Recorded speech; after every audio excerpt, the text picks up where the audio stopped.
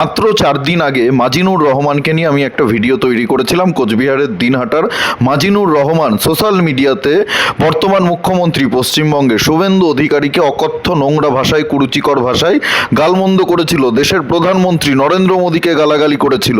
কোচবিহারে গেলে শুভেন্দু অধিকারীকে মেরে দেওয়ার হুমকি দিয়েছিল।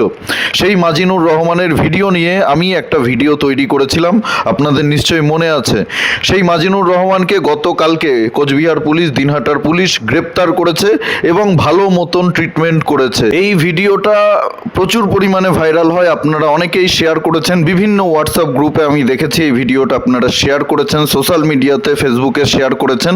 এবং তারপরেই এরা পলাতক ছিল, এই মাজিনুর রহমান পালিয়ে গেছিল, লুকিয়েছিল। গত কয়েকদিন ধরে পুলিশ তল্লাশি চালাচ্ছিল এবং কালকে রাতে ফাইনালি এই মাজিনুর রহমান এবং তার একজন সহযোগী দুজনকেই গ্রেপ্তার করেছে। কিভাবে চিকিৎসা করেছে পুলিশ আপনারা দেখুন। রাজ্যের বর্তমান মুখ্যমন্ত্রী শুভেন্দু অধিকারীকে নিয়ে সামাজিক মাধ্যমে কুরুচিকর মন্তব্য ও হুমকি দেওয়ার অভিযোগে দুই যুবককে গ্রেপ্তার করলো দিনহাটা থানার পুলিশ। বুধবার রাতে দিনহাটা থানায় সাংবাদিক বৈঠক করে গোটা ঘটনার বিস্তারিত তুলে ধরেন পুলিশ আধিকারিকরা। পুলিশ সূত্রে জানা গিয়েছে, বিধানসভা নির্বাচনের প্রথম দফার ভোট গ্রহণের পর দুই যুবক মুখ্যমন্ত্রীকে অশালীন ভাষায় মন্তব্য ও গালিগালাজ করে একটি ভিডিও পোস্ট করে সামাজিক মাধ্যমে। পরে গত 4 মে সেই ভিডিওকে ঘিরে আরো একটি ভিডিও তৈরি করে চ্যানেলের পেজে আপলোড করা হয়। অল্প সময়ের মধ্যে ভিডিওটি সামাজিক মাধ্যমে ছড়িয়ে পড়লে বিষয়টি পুলিশের নজরে আসে। এরপর দিনহাটা থানার পুলিশ স্বতঃপ্রণোদিতভাবে মামলা রুজু করে তদন্ত শুরু করেছে। দীর্ঘ তল্লাশির পর অবশেষে অভিযুক্ত দুজনকে গ্রেপ্তার করতে সক্ষম হয় পুলিশ। ধৃতদের নাম মাজিনুর রহমান ও আলী হোসেন। দুজনেরই বাড়ি গীতালদহ এলাকায় যা বলে জানা গিয়েছে। এদিন বিষয়টি নিয়ে সাংবাদিক বৈঠক করেন মহকুমা পুলিশ আধিকারিক প্রশান্ত দেবনাথ। তিনি জানান, অভিযোগের ভিত্তিতে তদন্ত শুরু করে পুলিশ এবং তদন্তের অগ্রগতিতেই দুই অভিযুক্তকে গ্রেপ্তার করা হয়েছে। ধৃতদের বৃহস্পতিবার দিনহাটা মহকুমা আদালতে তোলা হবে বলে জানান তিনি। কিছুদিন আগের একটা ইনসিডেন্ট আছে। মাজিনুর রহমান বলে এক ব্যক্তি, উনি ওনার ফেসবুক প্রোফাইলতে একটা ভিডিও আপলোড করে এবং সেই ভিডিওতে যিনি কথা বলে তার নাম হচ্ছে আলী হোসেন।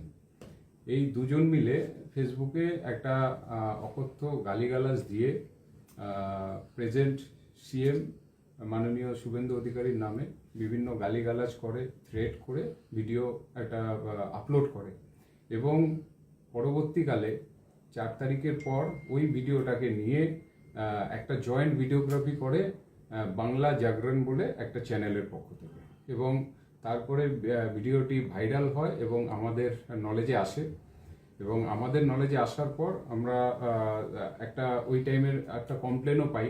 সেই কমপ্লেনের উপর বেস করে আমরা একটা কেস করি এদের এগেনস্টে এবং তারপর তাদেরকে 2 দিন অনবরত রেড করার পর বিভিন্ন জায়গায় আজকে আমরা সাকসেসফুলি দুজনকে অ্যারেস্ট করতে পারি এবং দুজনকে কালকে কোর্টে ফরওয়ার্ড করা হবে।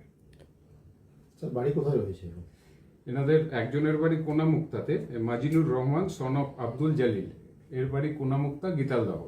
আর আলী হোসেন সন অফ তালেব আলী, এর বাড়ি হচ্ছে খারিজা, হরিদাসপুর। অনেক অনেক ধন্যবাদ পশ্চিমবঙ্গ পুলিশকে এত তাড়াতাড়ি পদক্ষেপ নেওয়ার জন্য। এবং সাবধান হয়ে যান, যারা এতদিন ধরে এইসব নোংরামি করেছেন, সাবধান হয়ে যান। অনেক সহ্য করেছি। দেশের প্রধানমন্ত্রীকে নিয়ে, বিজেপি নেতাদেরকে নিয়ে অনেক কুরুচিকর মন্তব্য করেছেন, গালাগালি করেছেন, অনেক হুমকি ধামকি দিয়েছেন সোশ্যাল মিডিয়াতে, ওপেন প্ল্যাটফর্মে। অনেক সাহস হয়ে গেছিল। এতদিন পুলিশ আপনাদের বিরুদ্ধে কোনো অ্যাকশান নেয়নি, তার কারণ মমতা বন্দ্যোপাধ্যায় এই পুলিশকে পরিচালনা করত। দিন বদলে গেছে, শুধরে যান, ভদ্র হয়ে যান।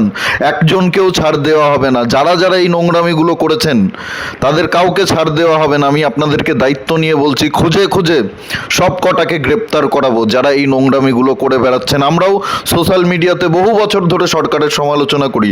2018 থেকে আমি সরকারের সমালোচনা করি। তখন ইউটিউবে আমি ভিডিও বানাতাম না, ফেসবুকেই ভিডিও বানাতাম। অনেক ফেসবুক পেজ আমার উড়িয়ে দেওয়া হয়েছে। ইউটিউবে আমি নতুন, 2-3 বছর হলো ইউটিউবে ভিডিও তৈরি করছি, কিন্তু ফেসবুকে বহু বছর ধরে ভিডিও তৈরি করছি। যারা আমাকে চেনেন তারা এটা খুব ভালো করেই জানেন।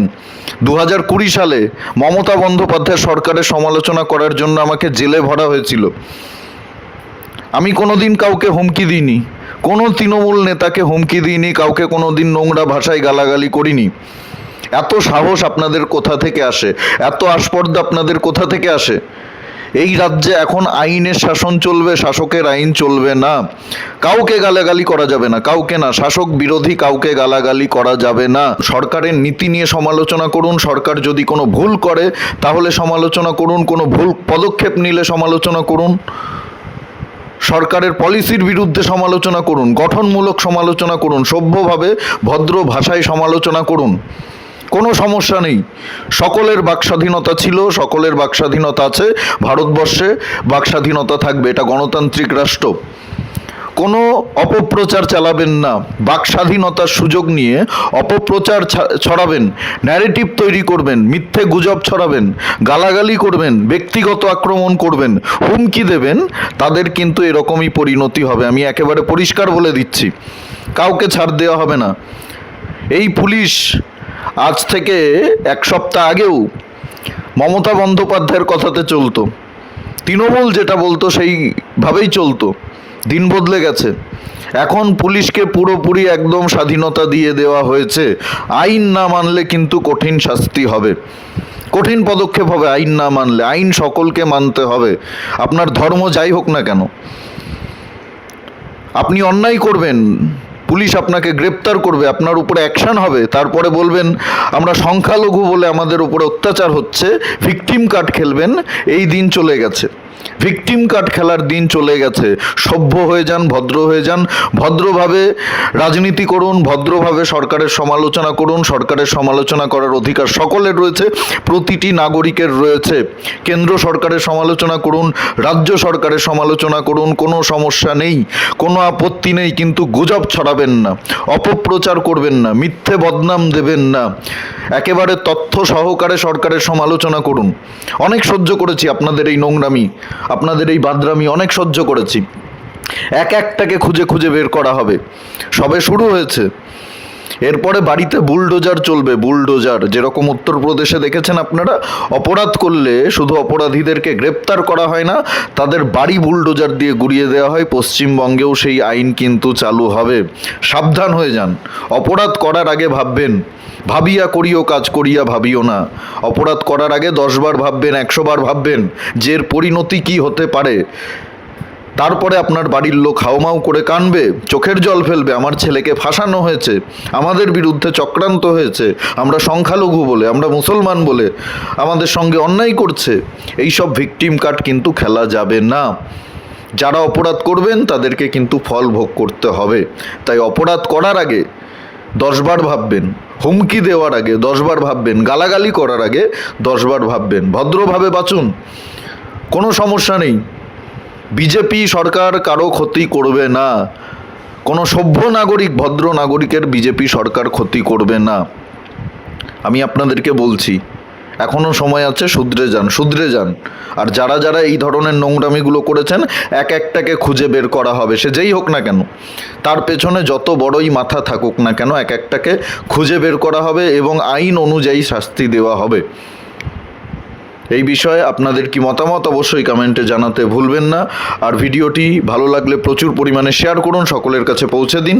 আমাদের জাগরণ বাংলা ইউটিউব চ্যানেলে নতুন হলে অবশ্যই চ্যানেলটি সাবস্ক্রাইব করে পাশে থাকুন, পাশের বেল আইকনটি প্রেস করে দিন। আমাদের প্রতিটি ভিডিওর নোটিফিকেশান আপনাদের কাছে সবার আগে পৌঁছে যাবে। সবাই খুব ভালো থাকুন, সুস্থ থাকুন, আশেপাশে সবার খেয়াল রাখুন। জয় হিন্দ, বন্দে মাতারাম, ভারত মাতা কি জয়।